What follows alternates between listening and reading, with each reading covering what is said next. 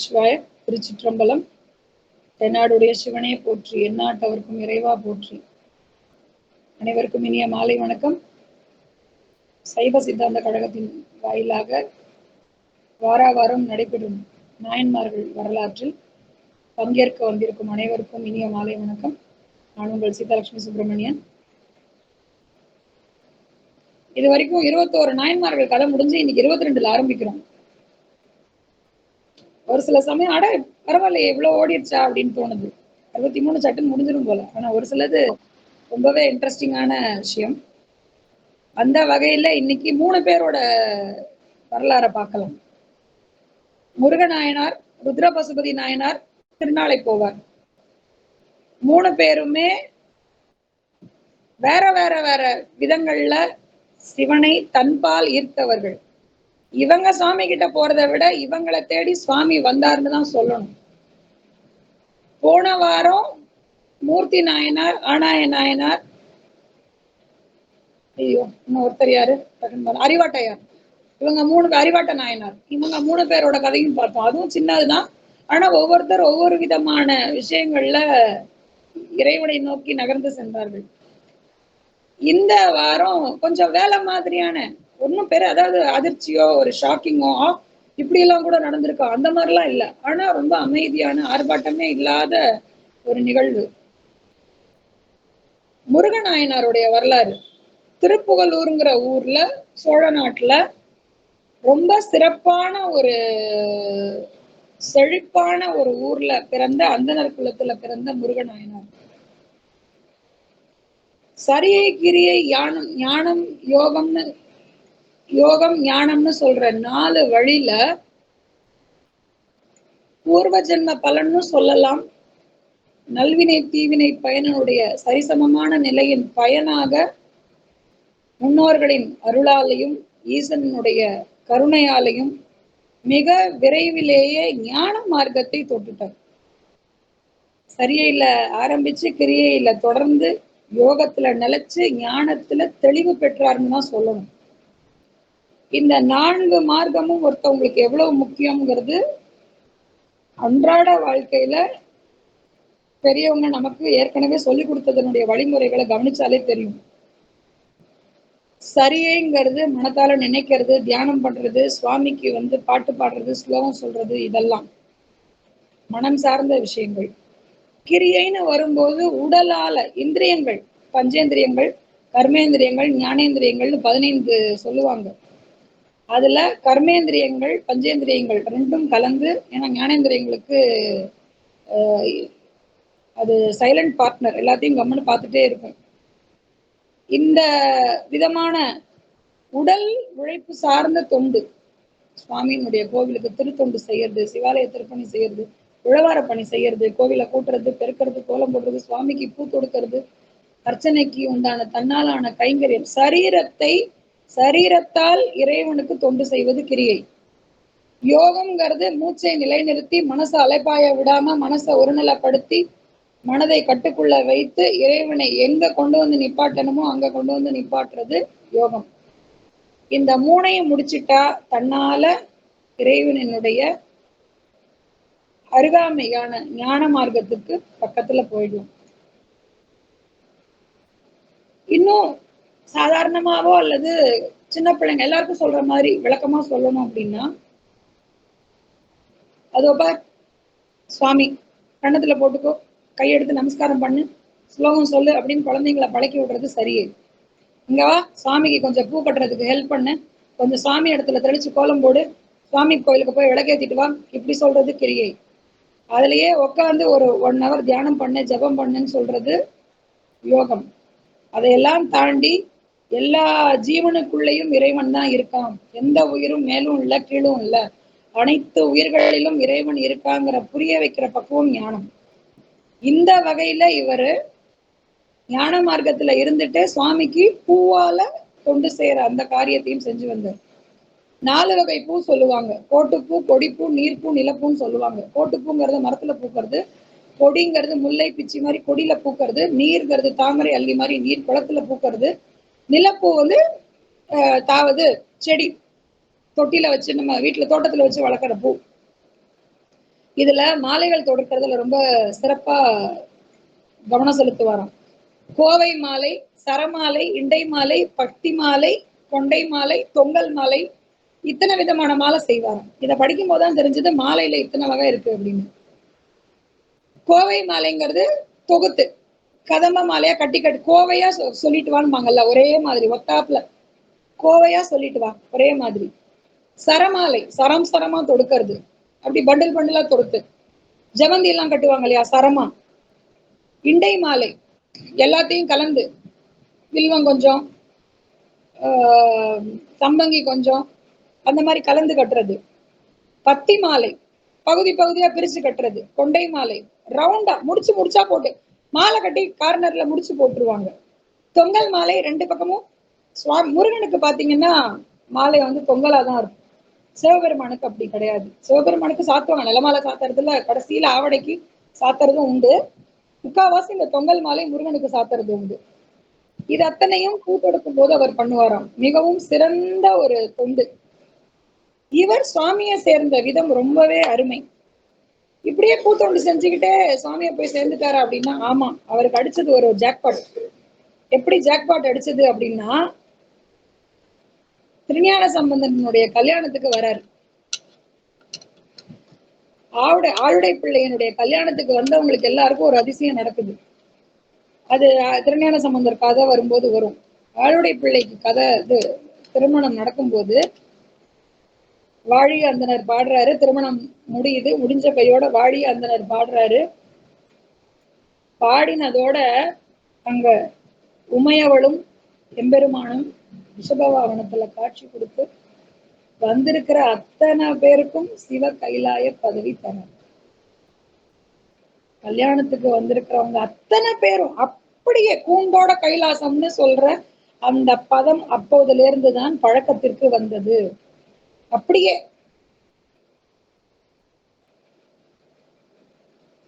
அந்த வகையில முருகநாயனாருக்கும் பத்திரிக்கை வந்து அவர் அந்த கல்யாணத்துல கலந்துகிட்டு அப்படியே ஜோதியில கலந்துட்டாரு.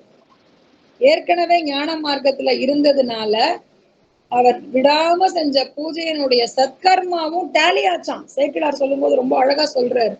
அவருடைய முன்வினை, தீவினை, பழவினை, இவ்வினை, அவ்வினை எந்த வினையாக இருந்தாலும் கணக்கு போட்டு பார்த்தா புண்ணிய கர்மா மிஞ்சி இருந்துச்சாம். எப்பா இந்த ஆளுக்கு பரவாயில்லையே, ஞான மார்க்கத்துக்கு வந்துட்டான் பரம்பவன். ஏன்னா இதற்கு முன்னாடி பல ஜென்மங்கள்ல பல பாதைகளை தாண்டி வந்ததுனால ஒவ்வொரு ஜென்மாவுக்கும் ஒண்ணுன்னா கூட 4 ஜென்மால கரையேறிப்பாருன்னு புரிஞ்சுக்கலாம். சரியைக்கு ஒரு ஜென்மா, கிரியைக்கு ஒரு ஜென்மா, யோகத்துக்கு ஒரு ஜென்மா, ஞானத்துக்கு ஒரு ஜென்மா. அப்படி மிகுந்த ஒரு சிரத்தையான பக்தியோடு சுவாமியை சேர்ந்தவர் முருகநாயனார். அவ்வளவுதான், கைலாசத்துல போய் அழகா சேர்ந்துட்டாரு. அடுத்ததாக ருத்ர பசுபதி நாயனார். இவரோடது ரொம்பவே சிறப்பு, ரொம்ப சுலபம். அந்தனர் குலத்துல பிறந்தவர். இவர் ஊரு திருத்தலையூர், பேரளம் மாயபுரம் ரூட்ல, கொல்லுமாங்குடி ரூட்ல இருந்து 2 கிலோமீட்டர் தூரத்துல இருக்கு திருத்தலையூர். இந்த திருத்தலையூர் தலத்துல அந்தன குலத்துல பசுபதியார் தோன்றார். அவங்க வீட்டுல எல்லாருமே வேத வேள்வி செய்யக்கூடியவங்க. குழந்தை பிறந்ததுல இருந்தே ருத்ர ஜபம் கேட்டே வளருது. அவங்க அப்பா சொல்ற ருத்ரம் தினம் கேட்டு கேட்டு கேட்டு மிக சிறிய வயதிலேயே ருத்ரம் மனசுல ஏறிடுச்சு. அத பாராயணம் பண்றதையே ஒரு தொண்டாக கொண்டார். சுவாமிக்கு போய் பூ கொடுத்துட்டு ருத்ரம் சொல்லுவார். காலையில திருக்குளத்துல கழுத்தளவு நீர்ல நின்றுட்டு ருத்ரம் சொல்லுவாராம். சாயரட்ச கோவில்ல நின்று ருத்ரம் சொல்லுவாராம். மாத்தியானம் கண்டும் காணாமலும் மறைந்த கோணலாகும்னு சொல்லுவாங்க. கோணல்னா என்ன? அந்தி சாயிற நேரம் நேருக்கு நேரா நிக்காது. காலையில உதிக்கும் போது கிழக்கு நேரா கண்ணுக்கு நேரா நிற்கும். காணாமல்னு சொல்றது மத்தியானம் உச்சி வேளைக்கு கண்ணுக்கு நேரா தெரியாது, மேல நிமிந்து பார்க்க முடியாது. கோணலும் சாயங்காலம் அஸ்தமனம் அப்போ கோணலாதான் தெரியும். இந்த 3 வேளை சந்தியாவந்தனம் தவறாம பண்ணணும்னு சொல்லுவாங்க. அந்த மாதிரி 3 வேளையும் விடாம ருத்ர ஜபம் பண்ணுவாங்க. இந்த ருத்ர ஜபம்னு சொல்லும் போது இதை பத்தின ஒரு சின்ன குறிப்பு, பெரியவங்க சொன்னதை நான் அப்படியே சொல்றேன். ரிக் யஜுர் சாமங்கிற 3லயுமே ருத்ரம் உண்டு. இதுல யஜுர்வேதத்துல 7வது காண்டத்துல 4வதுல நடுவுல 16வது அணுவாகம்னா பிரிவு, அணுவாகத்துல 6வது சுத்தத்துல வர்றதுதான் ருத்ரம். இது சுவாமிக்கு ரொம்ப விசேஷம். வேத புருஷனுக்கு ஸ்ரீருத்ரம் என்பது கண்ணும் அதனுள் இருக்கும் பஞ்சாட்சரம் கண் மணி ஆகும். வேதம் தான் கண் அப்படின்னா அந்த கண்ணினுடைய மணியாக சொல்றது பஞ்சாட்சரம். எப்பேற்பட்ட விஷயம் பாருங்க. இந்த 4 வேதங்களும், வேதத்துக்கு அங்கம் உண்டு, 6 அங்கம் உண்டு. நியாயம், மீமாம்சா, ஸ்மிருதி, புராணம் உபாங்கம் உண்டு. 6 அங்கமும் 4 உபாங்கமும் சேர்ந்து 14 வித்தையிலையும் இந்த வேதமே மேலானது. இந்த வேதம் மேலானதுங்கிறத மறைமுகமா சொல்றதுதான் 14 சாத்திர நூலை சைவ சித்தாந்தத்தினுடைய முதல் பொருளாக வச்சாங்க. வேதத்துல என்ன சொல்லப்பட்டிருக்கோ அதனுடைய கருப்பொருள் அதனுடைய மூலப்பொருளாக கொண்டு அந்த நூல்கள் 14 அமைஞ்சிருக்கும். 14 எடுத்து பார்த்தா அது கடைசியில கரெக்டா இந்த இடத்துலதான் வந்து முடியும். இந்த வேதத்துல ஸ்ரீருத்ரம் மேன்மையானது. அந்த ஸ்ரீருத்ரத்துல பஞ்சாட்சரம் ரொம்ப சிறப்பானது. அந்த பஞ்சாட்சரத்துல சிவாங்கிற எழுத்து மிகச்சிறப்பு வாய்ந்தது. அதனாலதான் சிவசிவ என்கிற தீவிரையாளர்னு திருமூலர் சொல்றாரு. பாருங்க எங்க இருந்து லிங்க் வந்து எங்க போகுது பாருங்க. வேதம் படிக்கல, சரி படிக்க வேணாம். ருத்ரம் சொல்ல தெரியல, சரி சொல்ல வேண்டாம். சொல்றதையாவது கேட்கலாம், நேரமே இல்லை, சரி நேரம் இல்லை. வேதத்தோட சாரம் என்ன? ருத்ரம். ருத்ரத்தோட சாரம் என்ன? பஞ்சாட்சரம். பஞ்சாட்சரம்னா என்ன? நமசிவாய. எத்தனை எழுத்து? 5 எழுத்து. ஓ ந ம சி வா ய. 5 எழுத்து. 5 எழுத்து தானே? ஆமா 5 எழுத்து. கூடவும் இல்லை குறையவும் இல்லை. சரி, ஐயோ 5 எழுத்து சொல்றது கஷ்டமா இருக்குங்க. ஏத்த வீட்டோட சண்டை போடுறோம், பக்கத்து வீட்டோட அரட்டை அடிக்கிறோம், பின்னாடி தெருவில் இருக்கிறவனோட புரணி பேசுறோம், பேப்பர் படிக்கிறோம், டிவி பாக்குறோம், ரேடியோல பாட்டு கேட்கிறோம், பேஸ்புக், இன்ஸ்டாகிராமு அத்தனையிலையும் புகுந்து புறப்படுறோம். அத்தனையிலையும் ஊர்வம்பு நல்லா கேட்டுக்கிறோம், சொல்லறோம், எல்லாம் செய்யறோம். ஆனா நமக்கு எதுக்கு நேரம் இல்லை? பஞ்சாட்சரம் சொல்ல நேரம் இல்லை. அது அந்த நமச்சிவாயங்கிற 5 எழுத்து சொல்றதுக்கு சுத்தமா நேரம் இல்லை. ஐயோ அது எப்படிங்க சொல்றது? சரி, ஐயோ அவ்வளவுலாம் கஷ்டப்படாதப்பா, 5க்கு 2 பழுது இல்ல. சரி இப்ப என்ன பண்ணலாம்? 5 சொல்ல முடியலையா? 2 சொல்லு. என்னன்னு சொல்லணும்? சிவ சிவ சிவ. அவ்வளவுதான். சிவா 2 தான். சிவா சொல்லிட்டு உட்காருங்க. எந்திரிக்கும் போது சிவா, சிவசிவா. தும்மல் வந்தா, விக்கல் வந்தா, தூக்கும் போது, எந்திரிக்கும் போது சிவசிவா. யாரையாவது பார்த்தா வணக்கம் சிவா சொல்லுங்க. நிறைய பேர் சொல்லி கேள்விப்பட்டிருக்கேன். ஒருத்தர் இருக்காரு, அந்த ஒரு அன்பர், வணக்கம் சிவா, சிவா எப்படி இருக்கீங்க அப்படின்னு தான் கேட்பாரு. அடுத்த ஆன்மாவை சிவமாகவே பார்க்க தொடங்கி விட்டார் அவர் 4வட்டத்துல. அவர்கிட்ட பேசும்போது ரொம்ப இன்ட்ரெஸ்டா இருக்கும். இந்த சிவாங்கிற நாமத்தை உச்சரித்தாலே சிவசாயுஜ்யம் கிடைக்கும். கிடைக்குமானா கிடைக்கும். என்ன சொன்னது திருமூலர், யாரோ இல்ல, நீங்களோ நானோ சொல்லல. எனக்கு பெரியவங்க சொல்லியிருந்தா கூட அவங்களும் இந்த பூமியில பிறந்து அழியிற ஜென்மாக்கள் தான். அதனால அவங்க சொல்றதெல்லாம் கூட வேண்டாம். உங்க வீட்டு பெரியவங்க, எங்க வீட்டு பெரியவங்க எல்லாரும் இந்த மண்ணுக்குள்ள போறவங்க தான் ஒரு காலத்துல. சரி, அவங்க சொல்லி நம்ம நம்ப வேண்டாம். யார் சொல்லி நம்பணும்? சுவாமிக்கு அணுக்க தொண்டர்களா இருக்கிறவங்க சொன்னா நம்பணும். யார் சொல்லியிருக்கா? திருமூலர் சொல்லியிருக்கா. சிவசிவ என்கிற தீவினையாளர், சிவசிவ என்கிற தீவினை மாளும், சிவசிவ என்கிற சிவகதி தானேன்னு சொல்லியிருக்காரு. சிவசிவ என்கிற தீவினை மாளும்னு சொல்லிட்டாரு. நல்வினை தீவினை அந்த டேலி கணக்கு டேலி ஆகணுமா? சிவசிவான்னு சொல்லுங்க, பஞ்சாட்சரம் சொல்லுங்க. அதனாலதான் திருவாசகம் நமச்சிவாயன்னு ஆரம்பிக்குது. ரொம்பவே கஷ்டப்பட வேண்டாம். நமச்சிவாய வாழ்க, நாதன் தாழ்வாழ்க. அதை 2 வரியாவது, அட்லீஸ்ட் அந்த 2 வரியாவது சொல்ல முடிஞ்சா சந்தோஷம். இப்படிப்பட்ட ருத்ர பசுபதியார் மிகச்சிறப்பாக ருத்ர ஜபம் மட்டுமே செய்து சிந்தையை ஒருமைப்படுத்தி எந்த நேரமும் சிவ சிந்தனையில ஆழ்ந்து ரொம்ப சுலபமா, எப்பா உன்னோட ருத்ர ஜபத்தினுடைய கணக்கு மிதமிஞ்சி போயிடுச்சுன்னு சொன்னாராம் சுவாமி அவருக்கு மோட்சம் கொடுக்கும் போது. பசுபதி போதும், ஜபம் செஞ்சு செஞ்சு செஞ்சு உன்னோட ருத்ர ஜபம் செஞ்ச அந்த தவாக்னி, தவம் செய்யறோம் இல்லையா, அப்போ ஒரு ஒளிச்சுடர் நம்ம உடம்புல இருந்து கிளம்பும். யோகாக்னிம்பாங்க. யோகம் செய்யறவங்களுடைய உடம்புல ஒரு யோகாக்னி இருக்கும். எல்லாருக்கும் எல்லார் உடம்புலயும் ஒரு அக்னி இருக்கும். அந்த அக்னி சூடு இருக்கிற வரைக்கும் தான் நம்ம உடம்பு. நம்ம மனுஷங்க, நமக்கு ஒரு பேரு கலா, மாலா, நீலா, ரமா, ராதா, அனிதா, சுரேஷ், ரமேஷ், ராஜா, சேகர் எல்லாமே. அந்த சூடு குறைஞ்சிடுச்சுன்னா அது அதை எப்பப்ப எடுப்பாங்க? அந்த நிலைமைக்கு கொண்டு போயிடுவாங்க. ஆகிற காரியத்தை பாருங்கன்னு சொல்லிட்டு ஆம்புலன்ஸை கூப்பிட்டுருவாங்க. அந்த அக்னி தவாக்னி மிகுந்து போய் பசுபதியார சாட்சாத் சுவாமியே வந்து, அப்பா நீ ருத்ரம் சொன்னது போதும், வா மேல வா, என் பக்கத்திலே இருன்னு சொல்லி சாயுஜ்ய பதவி கொடுத்தாராம். ருத்ர பசுபதியார் இப்படியாக தன்னுடைய கவனத்தை சித்தத்தை சிவன்பால் வைத்து தெளிந்து நல் பெயர் பெற்றார். அடுத்ததா இன்னைக்கு நம்ம எல்லாருக்கும் தெரிஞ்ச ஒரு நாயனார் திருநாளை போவார். இந்த பேர் கேள்விப்பட்டிருக்கீங்களா? இருக்கிறவங்க பதில் சொல்லலாம். இவர் யாருன்னு தெரியுமா? திருநாளை போவார் யாருக்கும் ஐடியா இல்லையா?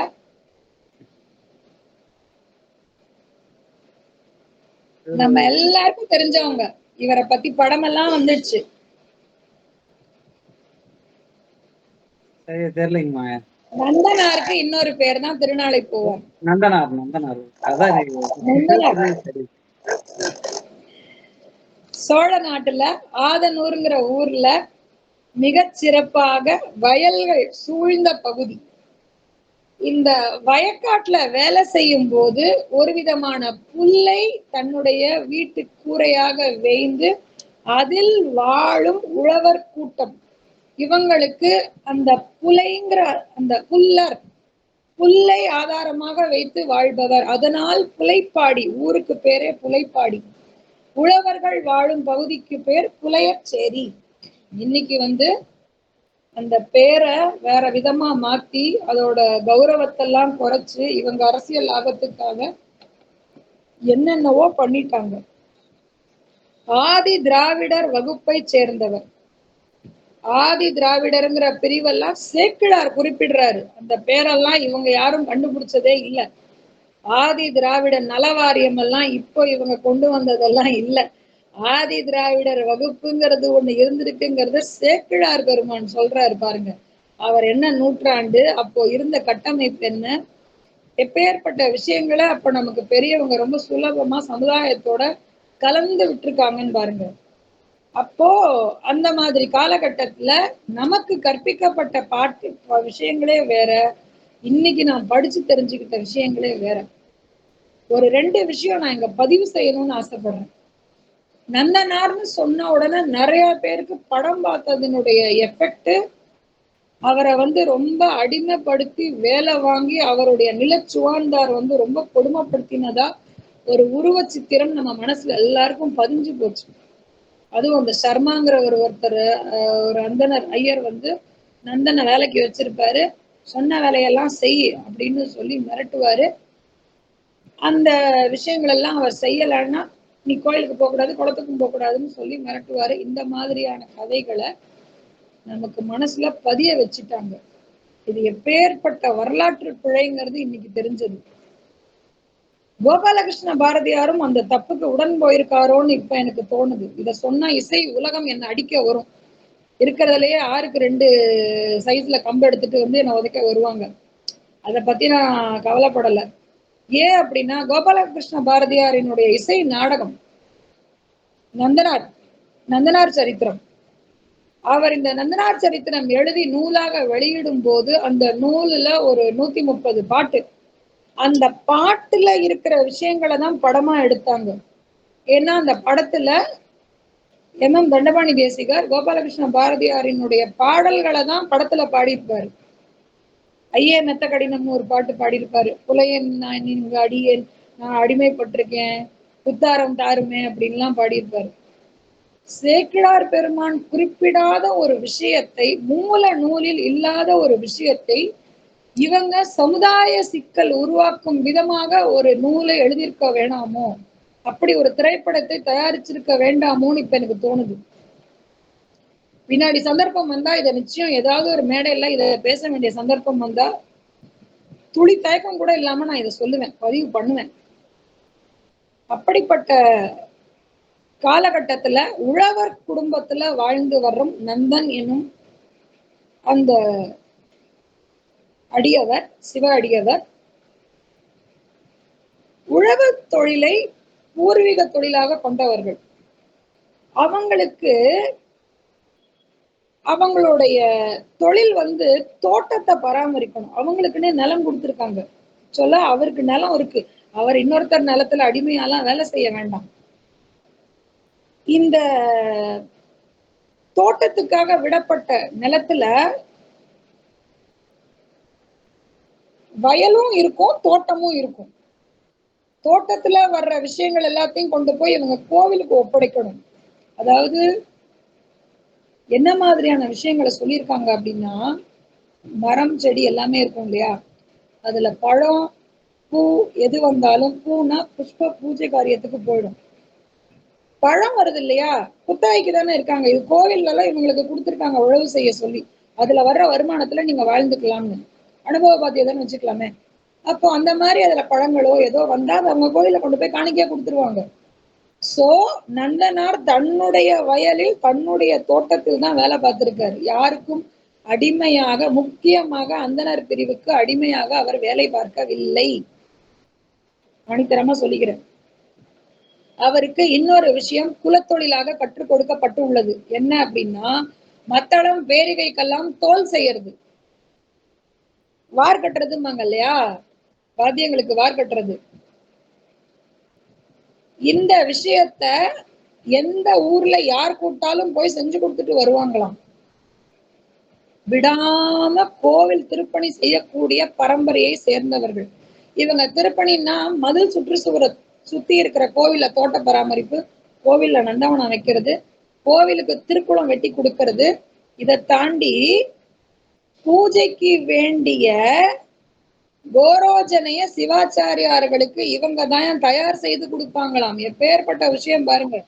சுவாமிக்கு கோரோஜனை கொடுக்கறது நல்ல விஷயம். அந்த சுவாமிக்கு கோரோஜனைய யாரு கொடுப்பாங்களாம்? இவங்க சொல்லிட்டு இருக்காங்க. இன்னைக்கு எல்லாம் உருட்டுறாங்களே, நீ உள்ள வராத, நான் உள்ள வராதன்னு, அடிமை ஆமிக்கிட்டாங்க, பிதிக்கிட்டாங்க, நசுக்கிட்டாங்கன்னு கதை விடுறாங்களே, அப்படியெல்லாம் எதுவுமே இல்லை. ஆதி திராவிடர் வகுப்பை சேர்ந்த நந்தன் என்னும் உலைச்சேரியில் வாழும் உழவு தொழில் செய்யும் ஒரு விவசாயி சிவாச்சாரியார்களுக்கு சுவாமிக்கு தேவையான பூஜை சாமான்களை கொண்டு வந்து கொடுக்கக்கூடிய வேலைகளை செஞ்சுட்டு வந்தார். சுவாமிக்கு திருவிழா வருது, மத்தளம் கொட்டணும், பேரிய கொட்டணும்னா நந்தனை தான் கூப்பிடுவாங்களாம் சரி பண்றதுக்கு. திருவிழாக்கு வாத்தியங்கள் வரணும் இல்லையா, அந்த வாத்தியங்கள் எல்லாம் சரி பண்றதுக்கு எல்லா கோவில்லையும் கோவில் குளம் தூர்வாரணும்னா இவங்களதான் கூப்பிடுவாங்களாம். இவங்களை அப்படியே ஒண்ணுமே தெரியாம ஒதுக்கி வச்சு அப்படிலாம் இல்லை. ஆனா ஒரு நல்ல விஷயம், இந்த நந்தனாருக்கு பூர்வ ஜென்ம புண்ணிய கர்மத்தால இயற்கையாவே சிவன் மேல அளவு கடந்த பிரியம். அதுவும் இந்த நடராஜர் உருவத்தை பார்த்தா அப்படி ஒரு சந்தோஷம் அவருக்கு. நிறைய கோயிலுக்கு போய் தரிசனம் பண்றாரு. திருப்பங்கூர் கோயிலுக்கு போகும்போது அந்த போற கோவிலை சுத்தி வர்ற இடத்துல ஒரு பள்ளம் தெரியுது. இந்த பள்ளத்துல நீர்நிலை நல்லா இருக்கும் போல தெரியுதுன்னு சொல்லி ஒரு குளம் வெட்டி கொடுக்குறாரு திருப்பங்கூர்ல. திருப்பங்கூர்ல கோவிலுக்கு பக்கத்துல குளம் இருக்கிறது நந்தனார் வெட்டின குளம். எப்பேற்பட்ட வரலாற்று விஷயம் பாருங்க. இந்த கோவில்ல அவருக்கு தன்னுடைய, அதாவது இப்போ துரைசாமி ஐயா போன வாரம் திருவாசகம் பொருள் சொல்லும் போது சொன்னார், ஏன் நந்தனார் வந்து நெருப்புல குதிச்சார் அப்படின்னா, நந்தனாருக்கு ஒரு தாழ்வு மனப்பான்மை. ஐயோ இந்த குளத்துல பிறந்துட்டோமே, நம்ம வேற குளத்துல பிறந்திருந்தா நல்லா இருக்கும், நம்ம இந்த குளத்துல பிறந்துட்டோமே, இந்த குளத்துல பிறந்துட்டோமேன்னு தன் குலத்தை பார்த்து தானே நொந்து போறான். தன் இந்த இந்த குளம் எனக்கு பிடிக்கல, நான் ஏன் இந்த குளத்துல பிறந்தேன்னு தெரியல, வேற குளத்துல பிறந்திருக்கலாம், நான் ஏன் இந்த குளத்துல பிறந்தேன் அப்படின்னு நினைச்சு நினைச்சு நினைச்சு நொந்து போறான். அவராவே கீழ்படுத்திக்கிட்டாராம். ஐயோ நான் இந்த குளத்துல பிறந்துட்டேனே, நான் எப்படி கோயிலுக்குள்ள போவேன், நான் எப்படி உள்ள போவேன், ஐயோ இந்த நந்தி வேற வழி மறைக்குது, இந்த நந்தி வழி விட்டா நல்லா இருக்குமே நினைச்சாராம். நந்தி நகர்ந்து வழி விட்டதாம் திருப்பங்கூரில். அப்போ சுவாமி இவன் ஆதிதிராவிட வகுப்புல பிறந்தவன், இவனுக்கு அருள் பண்ணக்கூடாதுன்னு நினைச்சாரு. அவன் எஸ்சி எஸ்டிப்பா, அவனுக்கு ஒரு 10 மார்க் கம்மியா போடுன்னு சொன்னாரா? இவங்க எல்லாம் எம்பிசி கோட்டால வராங்கப்பா, இவங்களுக்கு எல்லாம் கூட ஒரு 10 மார்க் போடுனாரா? இவங்க எல்லாம் ஓபிசி கோட்டால வராங்கப்பா, ஓசி கோட்டால வராங்க, ஐயோ இந்த ஓசி குரூப்பா வேணாம்ப்பா. ஓசின்னா இப்போ இருக்கிற அதர் கேஸ்ட், எங்களுக்கு வந்து open quota, open category, other caste கூட கிடையாது, ஓப்பன் கேட்டகரி. எஃப்சிங்கிற பேரெல்லாம் என்னைக்கோ போயிடுச்சு, அவங்களுக்கு எதுவுமே கிடையாதுன்னு அடிச்சு உட்கார வச்சு அந்த மாதிரிலாம் இல்ல. எப்பேற்பட்ட நல்ல விஷயங்கள் சமுதாய கட்டமைப்புல பின்னி பிணைஞ்சிருக்கு பாருங்க. திருப்பங்கூர்ல சாமி தரிசனம் பண்ணும்போது நந்தி விலகி காட்சி கொடுக்குது, ரொம்ப சந்தோஷம். அப்போ அப்படி சுவாமி ஊர்வலம் போகுது. அந்த ஊர்ல நடராஜர் ஞாபகம் வருது. திருப்பங்கூர் வரைக்கும் வந்துட்டோமே, சிதம்பரம் பக்கத்துல தானே, என்ன பண்றதுன்னு திருப்பி போயிடுறாரு வீட்டுக்கே.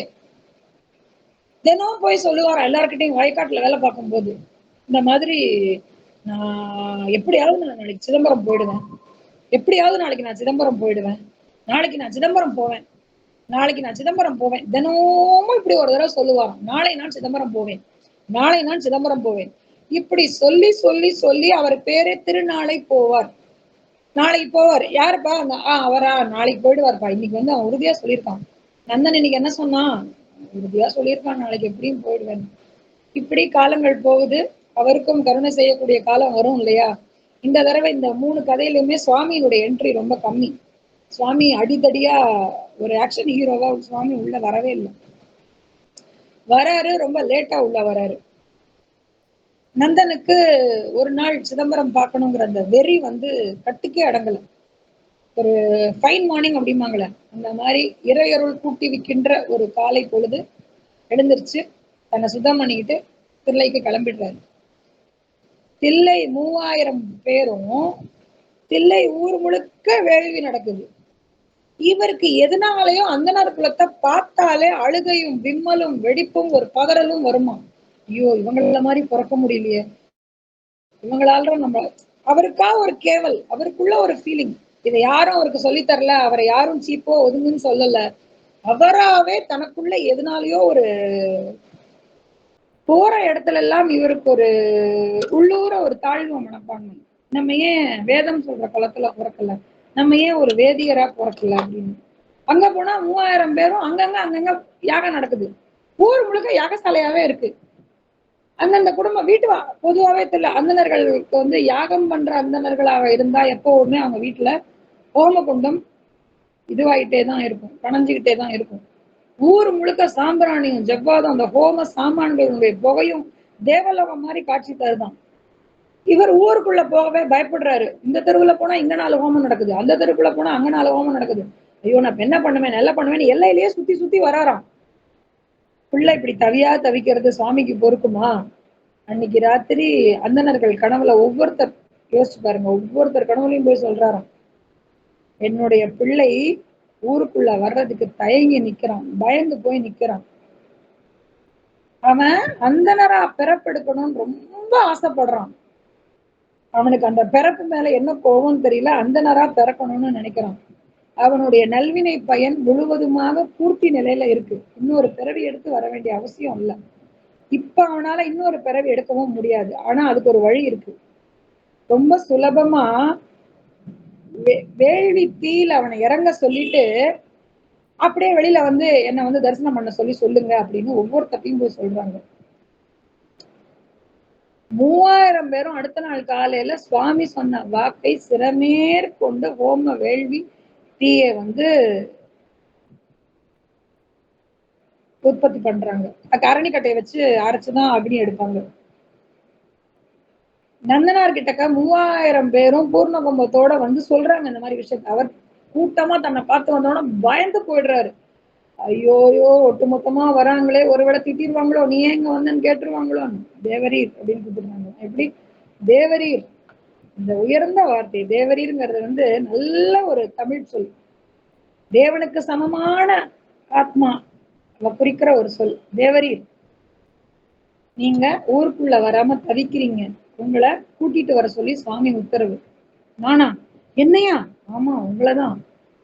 என்ன ஊருக்குள்ளையா? ஆனா நான் புலைய ஜாதிய, நான் எப்படி வர்றது?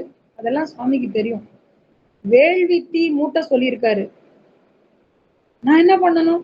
அந்த வேள்வி தீல இறங்கி நீங்க வெளியில வந்துடணுமா? அப்படியா? சுவாமியே சொன்னாரா? ஆமாம், இங்க ஒவ்வொருத்தர் கடவுளையும் சொன்னார். இத அந்த படத்துல காட்டும் போது ரொம்ப ரொம்ப கமர்ஷியலா, ரொம்ப ஒரு டிஸ்கஸ்டிங் சொல்லுவாங்களே, வெறுப்பு வர்ற அளவுக்கு அந்த சீன் எடுத்திருப்பாங்க. அது எப்படி அப்படிங்கிற அது வேற மாதிரி போகும். அது இப்ப கூட வேணாம். அந்த அளவுக்கு யாரும் பண்பு இல்லாமலாம் கிடையாது. இவங்க ஏன் எல்லாரையும் கெடுத்து வச்சிருக்காங்கன்னு தெரியல. பாக்குறவங்களுக்கு எல்லாம் வெறுப்பு வர்ற மாதிரி அப்பவே ஆரம்பிச்சாச்சு அந்த திருட்டுத்தனம் எல்லாம்னு நினைக்கிறேன். சரின்னு சொல்லி நந்தனார் வர்றாரு. மேலதாளத்தோட கூட்டிட்டு போறாங்க. கண்ணுல அருவி ஜலதாரையா கொட்டுது. நாதஸ்வர மங்களவாத்தியம் முழங்க, வேத மந்திரங்கள் முழங்க, அந்த ஹோமத்தில இறங்கி வெளியில வாங்க அப்படின்னு சொல்றாரு. எதை பத்தி யோசிக்கல, உள்ள வேகமா ஏறி ஹோமகுண்டத்துல இறங்கி அப்படி வெளியில வராரு. வரும்போது அந்தணர் குலத்துல பிறந்த அந்த இந்த வயசு வரைக்கும் எப்படி வளர்ந்திருப்பாரோ அப்படி வளர்ந்து 4 வேதத்தினுடைய பொருளையும் அறிந்த ஒரு ஜீவனாக வெளியில வரார் ஹோமகுண்டத்திலிருந்து. இப்போ எல்லாரும் அவர் ஹோமகுண்டத்திலிருந்து வெளியில வர்றதை பார்த்து சந்தோஷப்படுறாங்க. அத்தனை பேரும் ஹரஹர மகாதேவா சொல்றாங்க. விண்ணை முட்டும் கோஷம், வான பிளக்கிற கோஷம் ஹரஹர மகாதேவா சொல்லி அவங்க கண்ணை மூடி திறக்கிறதுக்குள்ள நந்தனார் கோயிலுக்குள்ள போறார் போறார் போறார். அவ்வளவுதான் பாக்குறாங்க. கோயிலுக்குள்ள போறார் நந்தனார். அவ்வளவுதான் அவர் இவங்க கண்ணுக்கு தெரியறாங்க. அதுக்கப்புறம் நந்தனார் தெரியவில்லை. நேரா உள்ள போறாரு. நடராஜரை பாக்குறாரு. இன்னும் ஒரு படி மேல ஏறுறாரு. இன்னும் ஒரு படி மேல ஏறி நேரா போய் கலந்துடுறாரு ஜோதியோட ஜோதியா. பேர்பட்ட பாக்கியம், பேர்பட்ட பாக்கியம். இன்னைக்கும் என்னப்பன் அல்லவா பாட்டை கேட்டா கண்ணு கசிஞ்சுதான் வருது. தண்டபாணி தேசிகர் செஞ்ச ஒரு உருப்படியான காரியம். நந்தனார் சரித்திர கீர்த்தனையாக பாட்டா எழுதும் போது நிறைய விஷயங்களை மெட்டமைச்சு பாடி கொடுத்தாரு நமக்கெல்லாம். அது இன்னைக்கும் இசை உலகத்துல அந்த பாட்டெல்லாம் ரொம்பவே கல்லும் கரையிற மாதிரி. ஐயே மெத்த கடினம் கேட்கும் போது கண்ணுல தண்ணி வரும். உத்தாரம் தாருமேன்னு சொல்லும் போது இவ்வளவு கல்லஞ்சமாவா இருக்கணும் அவங்க முதலாளி அப்படின்னு கேட்கிற மாதிரி தோணும்.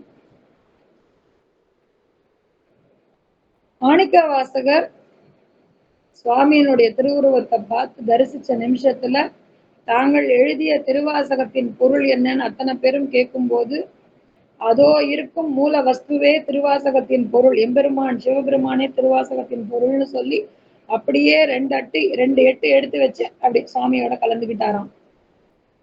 அதுக்கு அடுத்து மாணிக்க வாசகர் காலமும் நந்தனார் காலமும் வேற வேறையா இருந்தாலும்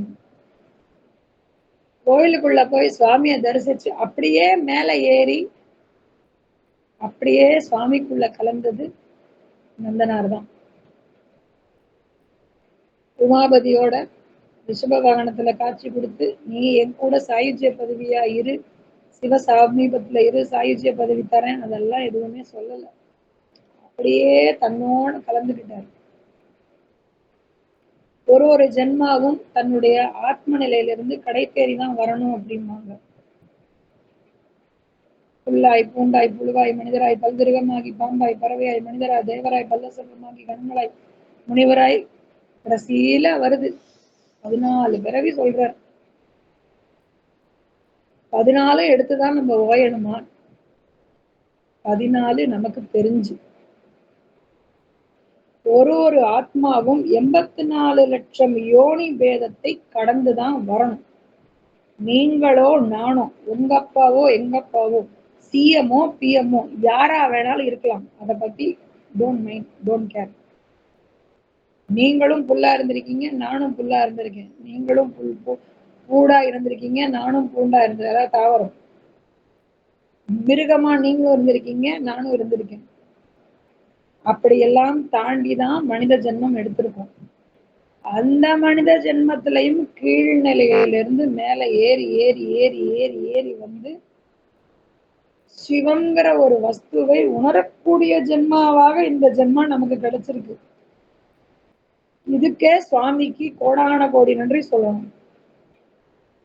என்னங்க பெரிய வாழ்க்கை, ஏகப்பட்ட கடன் இருக்குங்க, அவரா வாங்க சொன்னாரு. இஎம்ஐ அவரா கட்ட சொன்னாரு. இருக்கிறது போதும்னு சுருட்டிட்டு இருந்த வாழை சுருட்டிட்டு இருந்தா இந்த பிரச்சனையெல்லாம் வந்திருக்குமா? அவர் கேட்பாருல்ல, நானா உன்ன சொந்த வீடு கட்ட சொன்னேன், வாடகை வீட்டுல உனக்கு என்ன பிரச்சனை? வாடகை கொடுத்து கட்டுப்படி ஆகல, அப்ப இருக்கிறதுலே சின்ன வீடா போக வேண்டியதானே? சின்ன வீடுன்னா அந்த மாதிரி இல்ல, அளவு குட்டியா, ஸ்கொயர் ஃபீட் கம்மியா. இல்லைங்க டபுள் பெட்ரூம் இருந்தாதாங்க வசதியா இருக்கும். அப்ப இஎம்ஐ கட்டு. குழுக்கும் ஆசம் மியூசிக்கும் ஆசைன்னா எப்படி? முடியாது இல்லையா? இந்த உலக லௌகீகமான விஷயங்கள் சங்கடங்கள் எல்லாம் நாம வரவழைச்சுக்கிறது. இது எதுவுமே வேண்டாம்ப்பா. எடுத்த பிறவிக்கு ஈசனை நினைப்பது, ஈசனை அடைவது மட்டும்தான் என் குறிக்கோள். எனக்குன்னு பெருசா எந்த தேவையும் இல்லை அப்படின்னு தேவையை குறைத்து கொண்டு வாழ்ந்தவர்கள் தான் இந்த நாயன்மார்கள் அத்தனை பேரும். தனக்கு சாப்பாடு இல்ல, பரவாயில்ல, சிவனடியார்களுக்கு சாப்பாடு போடுற அளவுக்கு என்ன ஈசன் வச்சிருக்கான்ல, அது போதும் எனக்கு. இருக்கிறதும் போச்சா, ஐயோ எனக்கு இல்லாட்டாலும் பரவாயில்ல, சுவாமிக்கு ஒரு வேளை நிவேதனமாவது காமிச்சிடணும். சுவாமிக்கு நேவேதியம் வைக்கவே எனக்கெல்லாம் யோகியதை இல்லை. நான்லாம் வாழ்ந்து என்ன பண்ண போறேங்கிற அளவுக்கு தன்னுடைய உயிரை ஈசனுக்காகவே அர்ப்பணம் பண்ற அளவுக்கு துணியும் போது அங்கு பக்தி ஜெயிக்குது. 10,000 ரூபாய் கட்டி நான் சுவாமிக்கு அபிஷேகம் பண்ணியிருக்கேங்க. என்னன்னே தெரியல, பிரச்சனையே தீரல. அந்த 10,000 ரூபாய் கட்டி சுவாமிக்கு அபிஷேகம் பண்ணும்போது எத்தனை தடவை நீ நல்ல சிந்தனையோட சுவாமியை பார்த்த.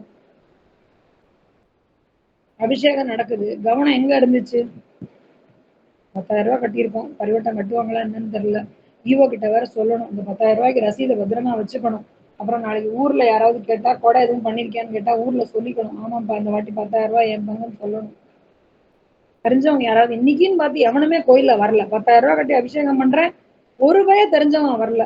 கேட்டா நல்லா இருக்கும்ல, எவனாவது வந்தா சொல்லியிருக்கலாம்ல. கைத்தாப்புல யார் இருக்கா, அவன் தெரிஞ்சவனா இல்ல, இன்னைக்குன்னு பார்த்து ஒருத்தர் கூட இல்லை. சுவாமி எத்தனை நேரம் நம்ம மனசு உருகி 10,000 ரூபாய் அபிஷேகத்துல நம்ம சுவாமியை பார்த்துருவோம். 3,000 ரூபாய் கட்டி திருப்பதிக்கு தரிசனத்துக்கு டிக்கெட் வாங்குறோம். ஏடுகுண்டல வாடா கோவிந்தான்னு சொல்ற அந்த ஒரு நிமிஷம் எத்தனை தடவை மனம் முருகி சொல்லிடுவோம் சுவாமியை பார்த்து.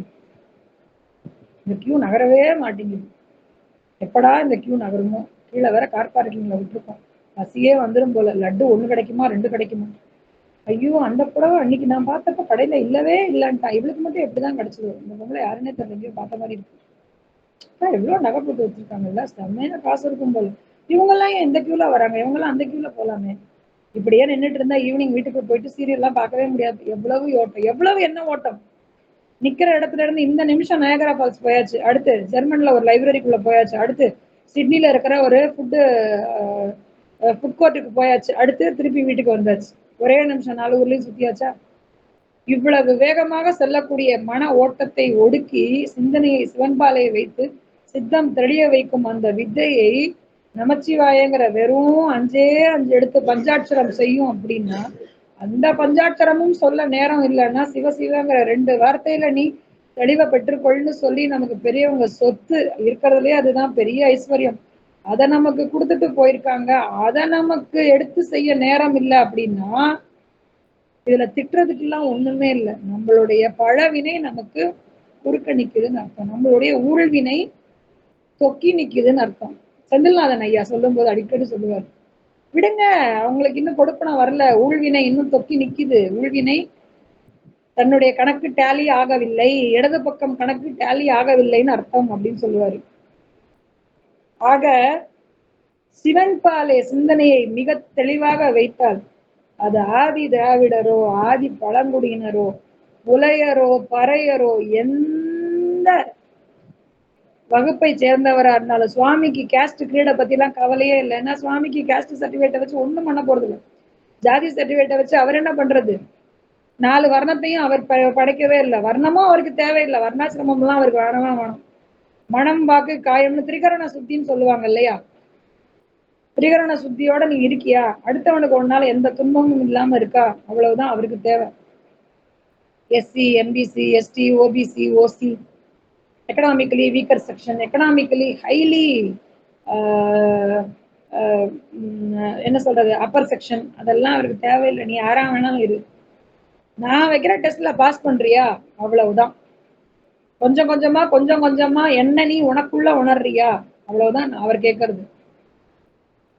இந்த விஷயங்களை நாம எப்படி எடுத்துக்கிறோங்கிறதுக்கான பரீட்சை தான் இது அத்தனையும் நம்ம தெரிஞ்சுக்கிறது. ஒரு நாயன்மாரனுடைய வரலாறு தெரிஞ்சுக்கும் போது ஒரு நல்ல கதை கேட்டோம், அப்படியா அப்படியான்னு கதை கேட்டோம், அதோட போயிடுறோமா, இல்ல அந்த நாயன்மாரை நம்மளோட பொருத்தி பார்ப்போமா? பார்க்கணும்.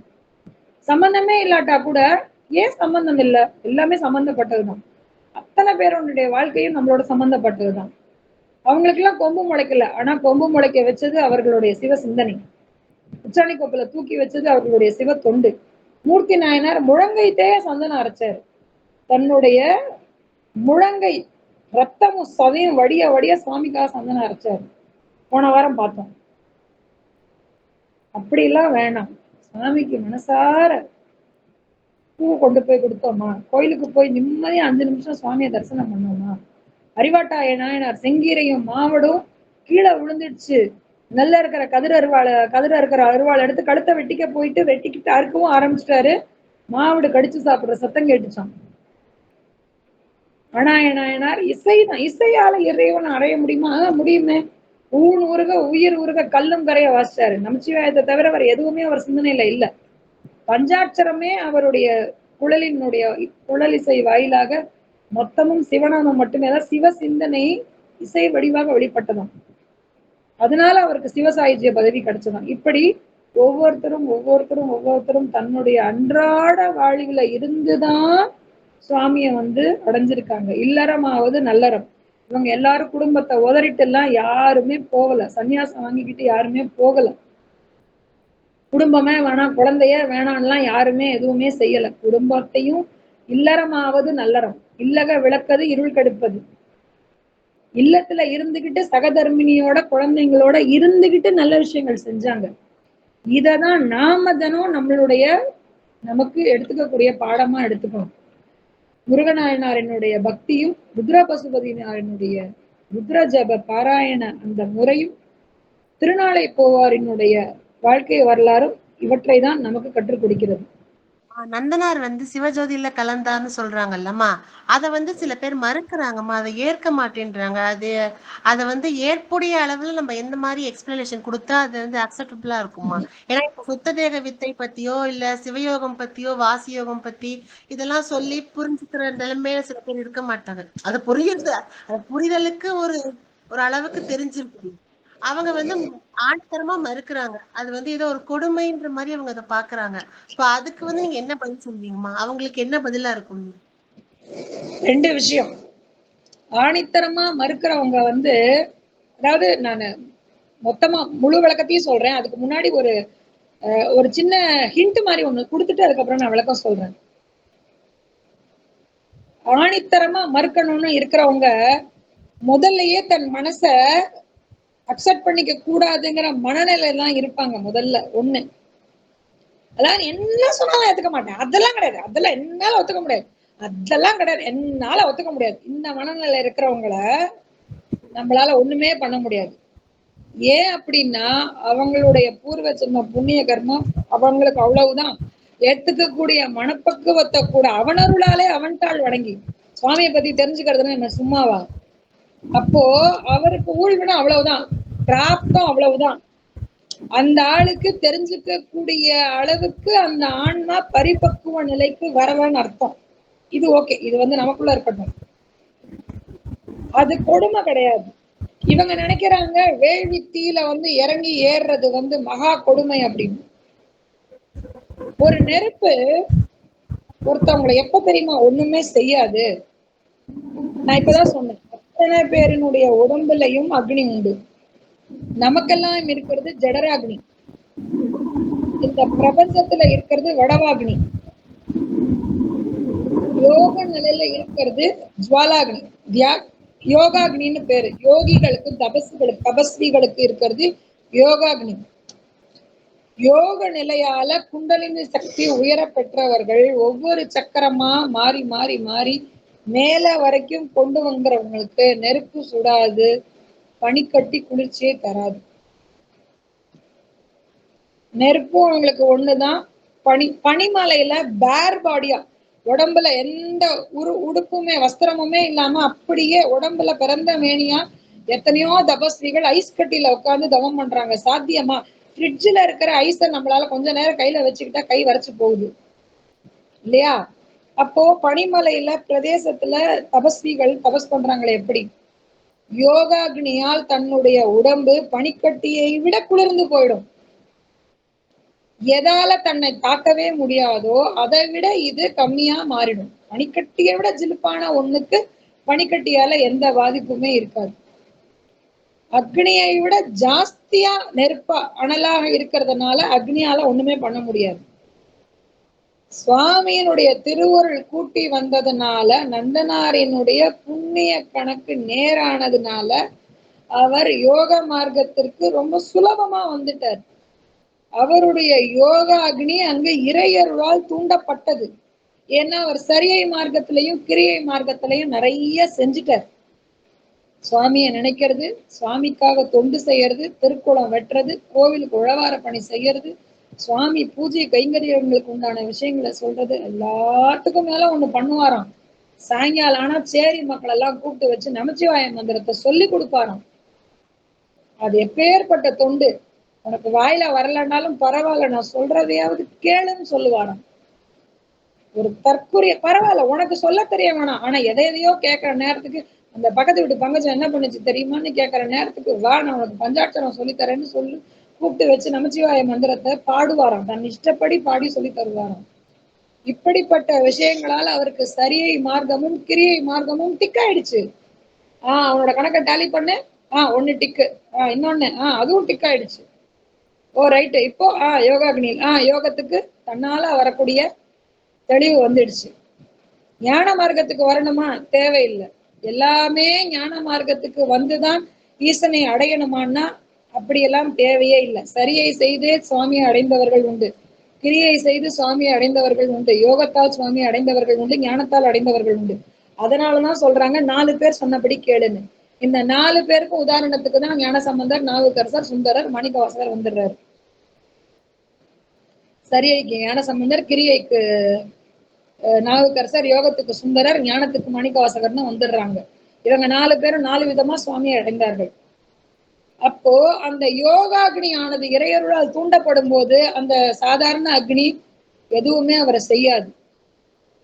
எதுவுமே செய்யாததுனாலதான் அவர் வெளியில வந்தாரு.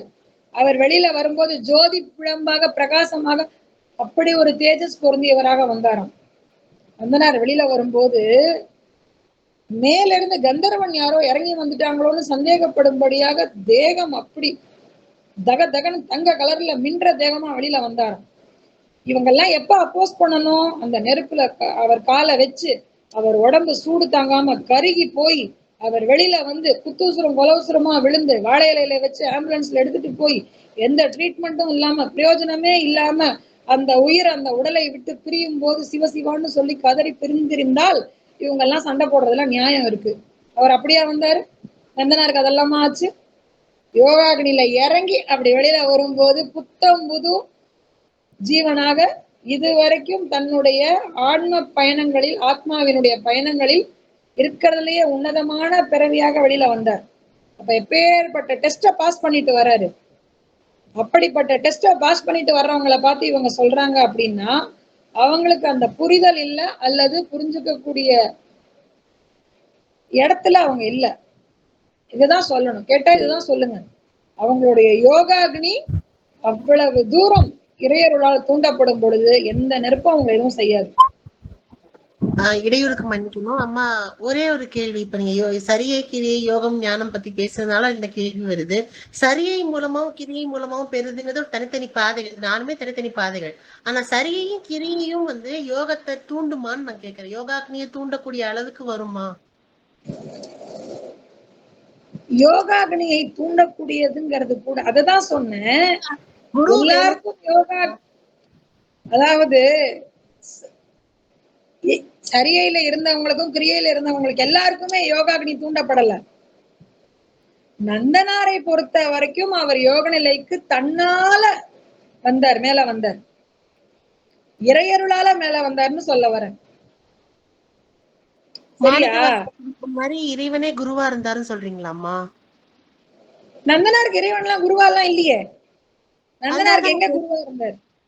அப்புறம் யோகாக்னி எப்படி தூண்டப்பட்டதுன்னு தான் எனக்கு இததான் சொன்னேன். திருவருள் சித்தமானால் எல்லாமே சாத்தியம். யோகாக்னி தூண்டப்படாம ஒருத்தரால நெருப்புல இறங்கி வெளியில வர முடியுமா? முதல்ல அது சாத்தியமா? அது கரெக்ட். என்னோட கேள்வி இல்ல இல்ல. இப்போ மனுஷனா இருந்து யோகா கிளாஸ் போய் டிப்ளமோ, பிஜி டிப்ளமோ எல்லாம் முடியறதுக்கு வேணா 2 வருஷம் 3 வருஷம் ஆகலாம். இறைவனுடைய அருள் கூட்டி வைக்கும் பொழுது யோகாக்னி தூண்டப்படுவதற்கு எத்தனை நொடிகள் தேவைப்படும் மட்டும் சொல்லு. ஒரு 3 வயது குழந்தைக்கு ஞானப்பால் கொடுத்து, இல்லப்பா தமிழ்ல பிஹெச்டி வரைக்கும் படிச்சவங்களையே கொஞ்சம் பேரை திடீர்னு கவிதை எழுத சொன்னா தடுமாறுற இந்த காலத்துல ஒரு 3 வயது குழந்தைக்கு ஞானப்பாலை கொடுத்த நிமிஷத்துல தோடுடைய செவியன்ல ஆரம்பிச்சு எத்தனையோ லட்சம் பதிகங்களை பாடக்கூடிய ஞானசம்பந்தர் வரம் பெற்றார் அப்படின்னா அந்த ஞானப்பால் அவரிடம் எதை தூண்டியது? அந்த பால் எத்தனை லிட்டர் பாலா இருந்திருக்கும்? காப்படி பால் வீசம்படி பாலா கொடுத்திருப்பாங்க, ஒரு ஸ்பூன் கொடுத்திருப்பாள் அம்பாள். தங்க கிண்ணத்துல கூட கொடுக்கல, சங்குன்னு சொல்லுவாங்கல்ல பாலாடை, அந்த பாலாடையில ஒரு பாலாடை கிட்டத்தட்ட ஒரு ஒரு ஒரு டீஸ்பூன் பால் கொடுத்திருப்பாளா? ஞானம் அவ்வளவுதான் கொடுக்கணும், அதுக்கு மேல கொடுக்க கூடாது. ஏன்னா அது ஞானம், அப்பதான் அது ஞானம். நிறைய கொடுத்துட்டு அது அஜ்ஞானத்துல போய் சேர்ந்துடும். அப்போ அந்த 3 வயசு குழந்தைக்கு தோருடைய செவியன் பாட முடியும் போது எந்த நேரமும் சிவசிந்தனையிலே இருக்கக்கூடிய ஒருத்தருக்கு ஏற்கனவே தன்னுடைய உடலும் மனமும் சரியை மார்க்கமும் கிரியை மார்க்கமும் கடந்து வந்த பாதையால் பக்குவப்பட்ட ஒரு ஆத்மாவிற்கு யோகா அக்னிங்கிறது ரொம்ப சுலபமாவே வசப்படும். அது அவருக்கு தெரியாமலே கூட வசப்படும். ஒருத்தவங்களுக்கு தெரிஞ்சுதான் விழிப்புணர்வுங்கிறது, ஒருத்தவங்களுக்கு ஆன்மாவினுடைய விழிப்புணர்வு வேற, சூட்சம ஸ்தூல உடம்பினுடைய விழிப்புணர்வுங்கிறது வேற. உண்மையாவே தனியா இருக்கும்போது நம்மளுடைய சிந்தனை எதை நோக்கி போகுதோ அதுதான் உண்மையான நாம். வீட்டுல யாருமே இல்ல, ரொம்ப போர் அடிக்குது, என்ன பண்ணலாம்? ஹாரர் மூவி பாக்குறோமா, போர் அடிக்குது, வேற ஏதாவது பண்ணலாமா, ஐயோ இதெல்லாம் வேணாம், வீட்டு வேலையெல்லாம் கொஞ்சம் சரி துணி மடிச்சு வச்சிடலாம், பாத்திரம் எல்லாம் தேய்ச்சி வச்சிடலாம், பீரோ எல்லாம் அடுக்கலாம், எல்லாம் செஞ்சாச்சு, அப்புறமும் டைம் இருக்கு, என்ன பண்ணலாம், உருப்படியே ஏதாவது பண்ணலாம், பேசாம திருவாசகம் எடுத்து படிக்கலாம். இதுதான் உண்மையான ஆத்மாவினுடைய விழிப்புணர்வு நிலை. லௌகீக காரியத்தெல்லாம் தாண்டி ஒரு திருப்தி இல்லாம என்ன செஞ்சா திருப்தி வரும்னு தேடுறோம்ல, அந்த நிலைக்கு ஒரு ஆத்மா பயணப்பட்டால் அதுதான் ஆத்மாவினுடைய விழிப்புணர்வு நிலை. நந்தனார் எவ்வளவு வேலை செஞ்சாலும், எந்த தன்னுடைய குலம் சார்ந்த வேலைகளை செஞ்சாலும் எந்த நேரமும் நடராஜரை பத்தின ஞாபகம் தான். எந்த நேரமும் அவருக்கே தெரியாம அவருடைய யோக நிலை நிச்சயமாக உயர்ந்திருந்தால் மட்டுமே இது அத்தனையும் சாத்தியம். நீயும் நானும் ஓமகுண்டத்துல இறங்கி வெளியில வர முடியுமா? கேட்டா நானும் ருத்ராட்சம் போட்டிருக்கேன்ப்பா, நெத்தில திருநீர் வச்சிருக்கேன், டெய்லி ஒரு தடவை 100, எனக்கு தெரிஞ்ச ஒரு 10-20 வாட்டி நமச்சிவாய சொல்றேன், ஒன்னாலே என்னால இறங்க முடியுமா? அதனாலதான் சொன்னேன், இறையருள் கூட்டிவிக்கும் பொழுது யோகாகினி தூண்டப்படுவதற்கு சன நேரம் போதுமே, அதுவே கூட அதிகம் தானே.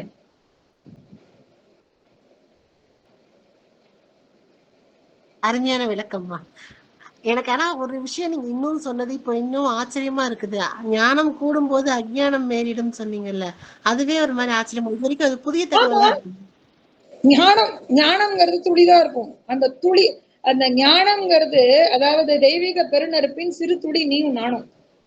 அந்த அண்ட பெருவழினுடைய தெய்வீக பெருநெருப்பினுடைய ஒரு துளிதான் நீயும் நானும். அந்த துளிக்கு சமமா நீயும் நானும் வளர்ந்துட்டா என்ன ஆகும்? அந்த பெருநெருப்புக்கு சமமா நாமளும் வளர்றோம், அப்ப என்ன ஆகும்? அழிவுல முடிஞ்சதுக்கு வாய்ப்பு இருக்குது. கர்வம் தலைக்கு ஏறும். Okay okay. கர்வம் தலைக்கு ஏறும் போது அஜ்ஞானம் வந்துடும் தன்னால. உலகத்துல என்ன விட மிஞ்ச அப்படிதான் ஆனாங்க. இது அது என்னது, பிட்சாடனாரா வந்தாரு, தாரகாவனத்து அந்தனர்கள் என்ன பண்ணாங்க? தவம் பண்ணாங்க. தவம் செய்து தவ வேள்வியால அவங்களுடைய யோகாகினி மிதமிஞ்சிய நிலைக்கு போச்சு. யோகாகினி மிதமிஞ்சிய நிலைக்கு எட்டும் போது என்னாச்சு? சர்வேஸ்வரனே சத்திய ஸ்வரூபம்னு உணர்ந்தாங்க. இன்னும் வேள்வி செஞ்ச போது நாம கொடுக்குற அவிஸ்னாலதான சர்வேஸ்வரனுக்கே அவிஸ் போகுது. அப்ப அவரை விட நாம தான் ஓசத்தி, மந்திரம் சொல்ல தெரிஞ்ச நாம தான் பெருசுன்னு கர்வம் ஏறிடுச்சு. அந்த மந்திரம் வந்ததே அவர்கிட்ட இருந்துதான், அந்த மந்திரத்தினுடைய சொரூபமே அவர் தான். அந்த சிவம் இல்லைன்னா இந்த உலகம் ஒண்ணுமே இல்லைங்கிற விஷயங்கள் அவங்க சிந்தையில இருந்து மறைஞ்சு போயிடுச்சு. அஜ்ஞானம் மிதமிஞ்சு போயிடுச்சு. அதனாலதான் சொல்றது, ஞானம் கூட அளவோட இருக்கணும். ஞானம் ஏற ஏற ஏற ஒரு ஸ்டேஜ்ல மாயையில கொண்டு போய் விட்டுடும். அதனாலதான் ஞானம் வரும்போது, ஞானம் பிறக்கிற மாதிரி இருந்ததுன்னா சிக்கனை பிடித்தே நுண்ணைமாங்க. ஞான மார்க்கத்துக்கு வர்றவங்க உடனடியா சாமி கிட்ட போயிடுவாங்க. அந்த ஞான மார்க்கத்திலேயே அவர் ஆட விடுறாருன்னா எங்கேயோ அடிச்சு உட்கார வைக்க போறாருன்னு அர்த்தம். கர்வம் தலைக்கு ஏறிடும். யோசிச்சு பாரு, ஞானம் கூட அளவோட இருக்கணும். அதுவே சுத்த மாயையில அவங்களுடைய ஆத்மா கலந்து அசுத்த மாயையில இருந்து விலகி ஆணவம் கண்மம் மாயை மலம்ங்கிற மும்மல மாயையில இருந்து பிரிஞ்சு சுத்த மாயால அவங்க ஆத்மா நிக்கும் போது ஞானம் அடைஞ்சிட்டா அந்த ஆத்மா அமைதியாயிடும், பேச்சே வராது. ஆழ்கடல் சமுத்திரம் எப்படி அமைதி ஆர்ப்பாட்டம் இல்லாம இருக்கோ அப்படி இருக்கும். கொஞ்சமா அரையும் குறையுமா ஞானம் வந்துருச்சோ, நீயும் நானும் அவ்வளவுதான். நீ அதாவது நீ நானுன்னா என்ன, எதிரில இருக்கிறவங்க எல்லாரும் யாரா இருந்தாலும் அவ்வளவுதான், ஒரு வழி ஆயிடும். அருமையான விளக்கம் அம்மா, நன்றி. எனக்கு ரொம்ப நாளா அந்த சந்தேகத்துக்கு தான் விடுதலை வந்துச்சு. ரொம்ப நன்றிமா. ஏன்னா நிறைய பேர் குற்றமா சொல்லும் போது அதை ஏற்க மனம் வர மாட்டேங்குது. இறைவனையே அவங்க படிக்கிறாங்களேன்னு தோணும். அப்ப அதுக்கு நம்ம பதில் சொல்ல முடியலன்னு நினைக்கும் போது மனசு கஷ்டமா இருக்கும். ஆனா இன்னைக்கு ஒரு அருமையான விளக்கம். நன்றிமா, நன்றி. குற்றமாதான் தோணும். இப்போ முந்தா நாள் பார்த்திபன் ராதாகிருஷ்ணன்ங்கிற நம்மளுடைய பார்த்திபன் நடிகர் பார்த்திபன் சீதை அக்னியில் இறங்கியது ராவணனுடைய கற்பை சோதிப்பதற்காகத்தானே அப்படின்னு சொல்லி ஒரு ஆச்சரியக்குரிய ரேஞ்சுக்கு ஒரு கவிதை. கற்புள்ள ராவணனுக்கு பிறன்மனை கிட்டக்க என்ன வேலை? ராவணன் கற்பு நெறியில இருக்கான்னு நீ சொன்னா ராவணனுடைய பொண்டாட்டி சீதா கிட்டக்க ராவணனுக்கு என்ன வேலை? ஒரு கற்பு நெறியில நிக்கிற ஆண்மகனுக்கு இன்னொருத்தனுடைய மனைவி கிட்டக்க என்ன பேச்சு வேண்டி கிடக்கு? இந்த மாதிரி அபத்தமா பேனா பேப்பர் இருக்குன்னு சொல்லி இருக்கிறவங்க நிறைய பேரு. ராமனை திட்டுறதுக்கும் சீதையை ஆகா ஓகம், அதாவது வாதத்தை விதண்டாவாதமா கொண்டு போகணுங்கிறதுக்காகவே செய்வாங்க. எதையாவது செஞ்சு தன்னை நிலைநிறுத்திக்கிறதுக்கு. அதான் சுவாமி சொல்லுவாராம், நாத்திகம் பேசுறான், பேசிட்டு போட்டோம், என்னை விட அவன் தான் என்ன ஜாஸ்தியா நினைச்சுக்கிட்டு இருக்கான், உறுதியா அவன் நம்புறான் நான் கோவில்ல இருக்கேன்னு. அதனால கோவில் பக்கம் தலை வச்சு படுக்க மாட்டான். அவன் நம்புறான் நான் கோவில்ல தான் இருக்கேன்னு. ஆனா நீ கோயிலுக்குள்ள என்ன பண்ற? வாசல்லையே எட்டி எட்டி பாக்குற. புது பேட்டா செருப்பு வாங்கியிருக்கேன், எவனும் எடுத்துடக்கூடாது, டோக்கன் வேற போடல, மணி வேற ஆகுது, ஐயர் வேற லேட் ஆகுறாரு, இன்னைக்குன்னு பார்த்து இவ்வளவு கூட்டம் இருக்கு, ரொம்ப வேர்க்குது, இந்த கோவில்ல ஒரு ஃபேன் போட்டா நல்லா இருக்கும். சொல்லும் போதே 2 போன் வந்துருமா, அவ்வளவுதான். சுவாமியை பார்த்துட்டு கணத்துல போட்டுட்டு சுவாமி எல்லாரையும் நல்லாவி, இல்லைன்னா என்ன வேண்டிக்கணுமோ அதை மட்டும் வேண்டிட்டு வந்துருவோம். அப்போ நாத்திகன் திடமா நம்புறானா, எப்ப வாப்பா கோயிலுக்கு, ஐயோ நான் வரமாட்டேன், உள்ள சாமி இருக்காரு. சாமியே கொஞ்சம் வாக்கிங் போயிருந்தா கூட ஐயோ நான் வரமாட்டேன், உள்ள அவர் இருப்பாரு, கண்ணால ஐயோ நான்லாம் பார்க்க மாட்டேன். அப்போ அவருக்கும் இந்த பூமியில 3 வேளை சோறு கிடைக்குது, வீடு கிடைக்குது, வாசல் கிடைக்குது. அந்த பரபிரம்ம ஸ்வரூபம் கருணையின் வடிவானவன் இல்லைன்னு சொல்றவனுக்கும் சாப்பாடு போட்டுட்டுதான் இருப்பான். யோசிச்சு பாருங்க, நாத்திகன் யாருமே பட்டினியில சாகல, நல்ல வீடு வாசலோட காசோட பொழிக்கிறாங்க. சாமியே இல்லைன்னு சொல்றவரோட வீட்டம்மா, ஊரெல்லாம் தாலி அறுத்துட்டு இருக்கிற ஒருத்தரோட வீட்டம்மா பேருடம் சைஸுக்கு தாலி கொடி போட்டிருக்கு. என்ன சொல்றது? அந்த அம்மா கழுத்துல கை வச்சா ராத்திரி சாப்பாடுல விஷம் வச்சிரும். அதனால அந்த அம்மா தன் வீட்டுக்கு எல்லாம் போக மாட்டாரு. ஊர்ல இருக்கிறவங்களோட நல்ல தடியமனா இருக்கிற 10 பவுன் சங்கிலி எல்லாம் பார்த்துதான் அறுத்துடலாம்னு சொல்லுவாரு. ஆனா அவர் வீட்டம்மாவை கூப்பிட்டு பண்ண சொல்லுங்க, ராத்திரியோட கதை முடிஞ்சிடும். அதனால நாத்திகர்களுக்கு தான் ரொம்ப கான்சியஸா இருப்பாங்க. ஐயோ இல்ல இல்ல அந்த அந்த கோயிலுக்கு போகாது, அங்க ஒரு பிள்ளையார் இருக்காரு, இந்த கோயில் வழியா போகாது, எங்க ஒரு முருகனுக்கு விழா நடக்குது. ஒரு சில சமயத்துல நம்மளை விட ஜாஸ்தியா அவங்க நினைக்கிறது உண்டு. அவங்களுடைய கர்மா அவங்களுக்கு உண்டான வேலையை காமிக்கும், அது வேற விஷயம். செஞ்ச தப்புக்கெல்லாம் பலன் கிடைக்குமானா கிடைக்கும், அது கட்டாயம் உண்டு. ஆனா கணக்கு டேலி ஆகாம இருக்கிறதுல பெரிய சீஃப் அக்கௌண்டன்ட் அவர் தான், பெரிய ஆடிட்டர் அவர் தான். Right and left side tally பண்ணாம யாரையும் உள்ள விடுறதா இல்ல. அது தன்னால கர்மா நடக்கும். அது இந்த ஜென்மத்திலேயே நடக்குமா அடுத்த ஜென்மத்துல நடக்குமாங்கிறது அவருடைய கர்மாவனையை பொறுத்தது. அதனால ஒத்துக்க மாட்டேன்னு சொல்றவங்கள்ட்ட நம்ம சிரிச்சுட்டே போயிடணும். அவங்களுக்கு ஒத்துக்க மாட்டாங்கன்னா ஒத்துக்கக்கூடிய அளவுக்கு அந்த ஆத்மாவுக்கு பக்குவம் வரலன்னு அர்த்தம். வான்முகில் வளாது பெய்க, மலிவளம் சுரக்க, மன்னர் பொன்முறை அரசு செய்க, குறைவில்லாது உயிர்கள் வாழ, நான்மறை அறங்கள் ஓங்க, நற்றவம் வேள்வி மல்க, மேன்மைகள் செய்வ நீதி விளங்குக, உலகம் எல்லாம் ஆறிரு தடந்தோள் வாழ்க, அறுமுகம் வாழ்க, வெற்பை கூறுசை தனிமேல் வாழ்க, குக்குடம் வாழ்க, செவ்வேல் ஏறிய மங்கை வாழ்க, யானைதன் அணங்கு வாழ்க, மாறில்லா வள்ளி வாழ்க, வாழ்க சீரடியாரெல்லாம். திருச்சிற்றம்பலம். தென்னாடுடைய சிவனே போற்றி, எந்நாட்டவர்க்கும் இறைவா போற்றி.